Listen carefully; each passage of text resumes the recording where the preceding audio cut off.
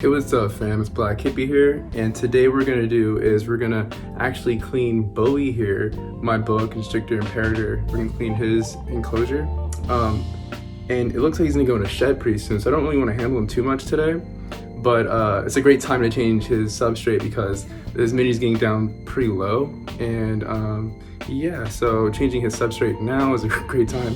So we're gonna do the same way we did it with the other two Boas from the film yesterday, or from the video we did yesterday. We're gonna do the same mix, and so I'm gonna go ahead and put him up right now because I don't really want to stress him out, and we'll get down to it. So if you're interested, tap in. All right, so I got Bowie put up now, so it's a little bit easier to kind of discuss today's video. So yesterday we did a whole cleaning, and we also changed up the substrate mix I typically use. And so today what I want to do is kind of explain a little bit better as to what the substrate mix is. So this isn't technically bioactive. I mean, all we're doing is we're creating a bioactive base, right? So in order to technically fully make it bioactive, you would have to then maybe add springtails or isopods, something like that, a type of insect that will break down bacteria and etc., right? So that's not typically what I prefer to do, just because I'm not really into bugs. That's just me, right? So, but I do occasionally get springtails in mine, so that's why I was saying, yeah, technically my mix is technically bioactive. Okay, so now that we clarified that, yeah, so what we're doing is we're trying to build you guys a base, right? So just a really powerful substrate that is going to kind of lock in your humidity for some days, some weeks, you know what I'm saying? Just kind of depends on the climate that you live in. But ultimately what we're trying to do here is prevent you from missing so much, right? So a lot of times when you miss a lot, it can create scale rot, it can create, just a bad environment. You don't really want your environment or the substrate to be soupy and wet 24/7. I have a Brazilian rainbow boa, and I'm not even misting down every day. I just changed her substrate the other day, and it's just that's it. So I probably want to miss for maybe a week and a half, 2 weeks. And that's kind of the awesome thing about this substrate, right?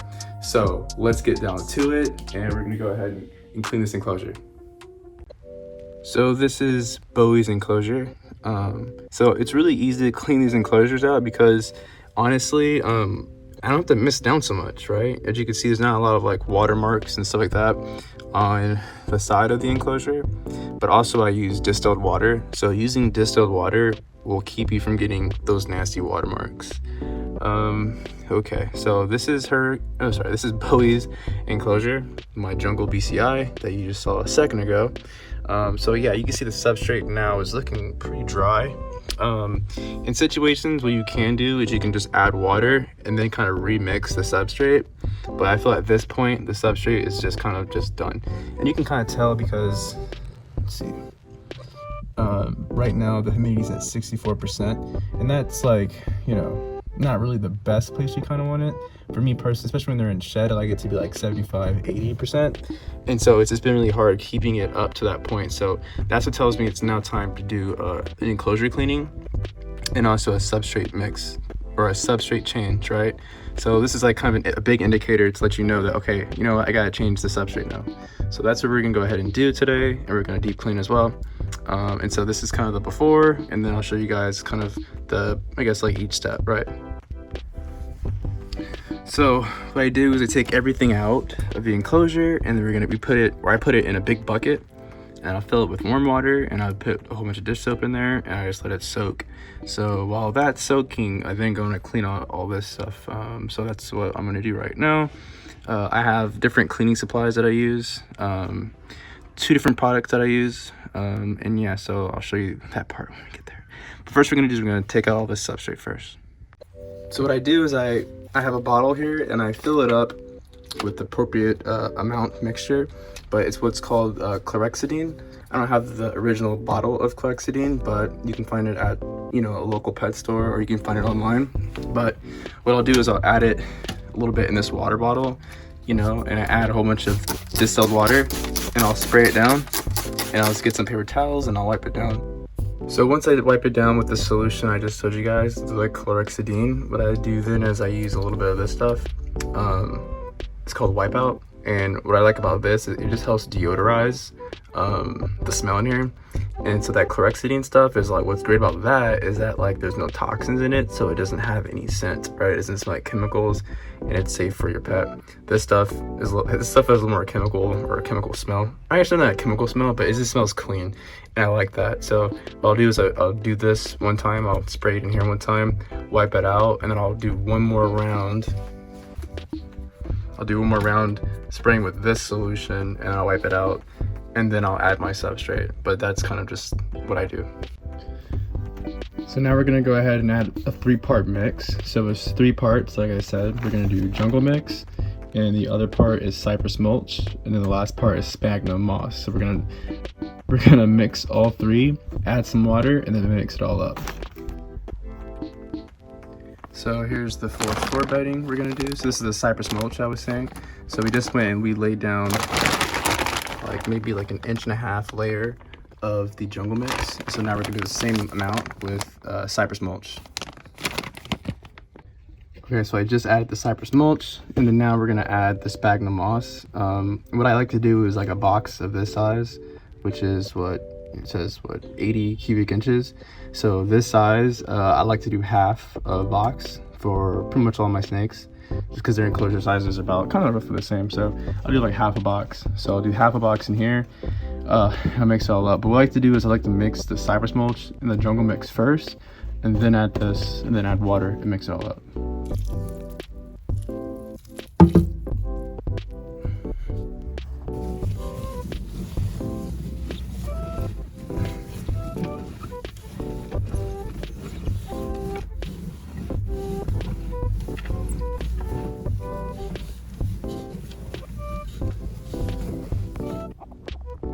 So now I just went and added the sphagnum moss. I lied earlier, I said I was gonna do half the box, and I decided to instead just do the whole box, you know. So on my other enclosure, I did half the box. So this one, we're gonna do the full box. This is obviously a different box. So yeah, we did a full box in this one, and then so now what we'll do is I just add some more water, and I'll mix it all up.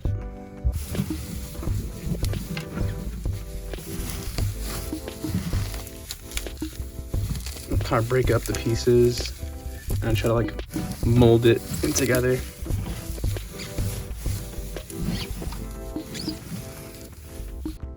Okay, so now everything is mixed up, and you can see like the moss is blended in really well. Nothing, you don't see any moss like kind of sitting on top. You know, you kind of wouldn't even know by looking at it directly.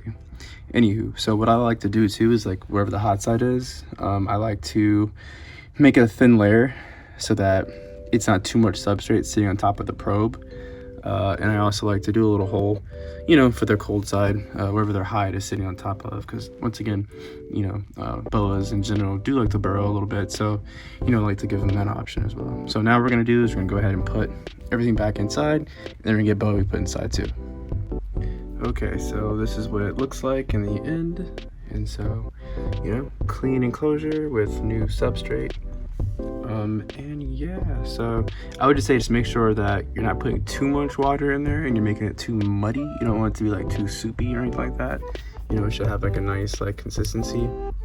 Like you put on your hands, you see that it like comes off. It's not stuck to my hands in a way. It's like mud. So yeah, that's it, folks. So now we're gonna go ahead and put Bowie in his enclosure.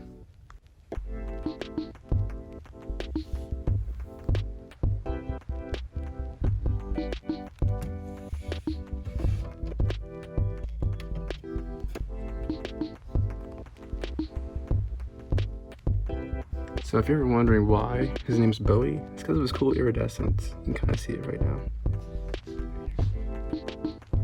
So you can kind of see his iridescence right now. Pretty dope. But yeah, so now we're gonna go ahead and let him be. Let him enjoy his fresh, clean spot. So yeah, he's about to go in the shed right now. So yeah, I'm glad I went ahead and you know, gave him some new substrate. So now it'll be booming. As you can see right now, you can't see it, but Yeah, so 72 degrees, 99% right now. That's what we're working with. So it being 99%, I usually have this top part on, but when I do a fresh clean enclosure change like this, I'll take that part off just to kind of let some of that humidity kind of come out, because you know, it's not a Brazilian rainbow bow. They don't need to be 99%, but the humidity will go down, you know, a little bit. So yeah, that's that, fam. So we went and we just cleaned Bowie's enclosure today. So yesterday we cleaned my Brazilian, we cleaned my Colombian albino, and today we cleaned my jungle BCI. Next we'll be cleaning my ball python, but we're not gonna do that today. He doesn't need an enclosure change just yet. I would say probably another like week or two. Then I'll probably change his enclosure and update his substrate to we'll go ahead and update his substrate to the new mix that I just been doing, right? Yeah, so that does it, fam. If you haven't already, make sure you subscribe and you continue to get more content from us. I definitely plan on growing my collection out, so it's cool for you guys to kind of come along on this journey. So yeah, that does it, fam. Until next time, Blkhippiee out. Much love. Hope you guys have a great night. Peace.